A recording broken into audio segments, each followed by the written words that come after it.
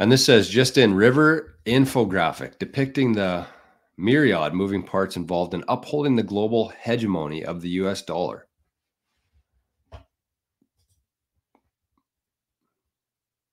Look at this fucking graphic. It's funny to hear people say, you know, I'm going to hold off on buying Bitcoin because I just don't really understand it.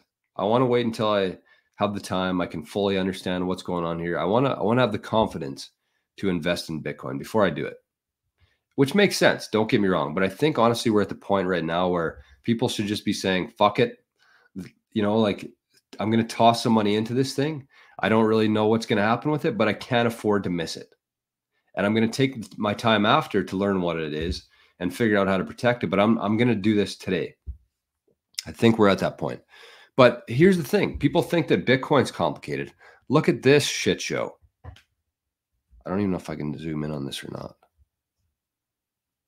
Holy. Okay. So I'll just read them because I don't know if you can see them on the screen here or not. But you got the international regulators and the supranationals. You got the offshore euro dollar system. You have the banks. You have the onshore investors. You have the US government entities. You have the domestic regulators. You have the different dollar statuses around the world and their exchange rate in compared to the US dollar. You have the payments and the settlement layers. You have the actual banks that you can walk into. You have the central banks. You have the clearing houses. And at the heart of that, you have the Federal Reserve. So this whole thing is the fiat world. This is how the whole system stays intact.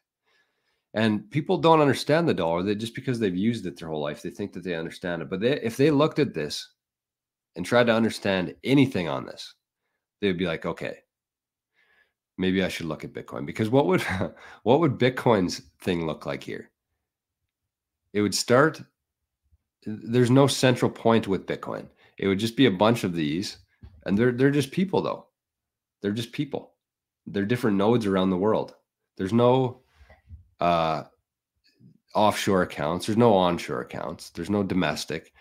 There's no banks. There's just Bitcoin.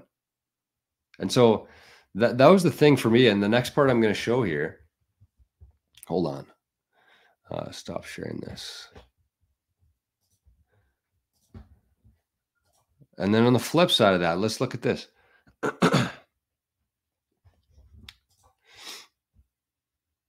So this is a Bitcoin ATM in Croatia.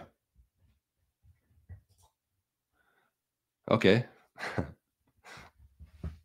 That's all you need. That's all you need. That in Bitcoin. That's it. Think about how simple this is. And I think that people are still going to be needed within the financial system for a while. I do think that.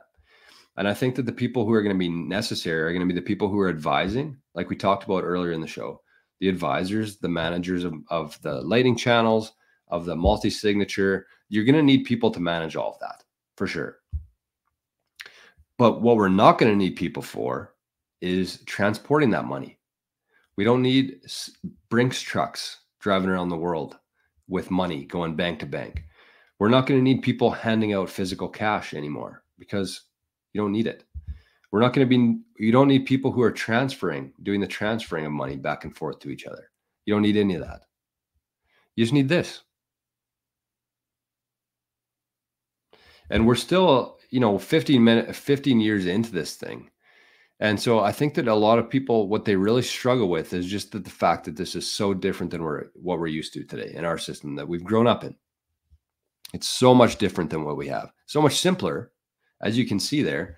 If you look at this graphic compared to one ATM, it's crazy. All these acronyms here, there's clearinghouses. I'm not going to get through them all, but it's just crazy to me that people think that the dollar is so simple and you have to have all of these entities, all of these organizations, all of these people involved to hold the whole thing up. And then you have this, the bottom of a building with an ATM in it.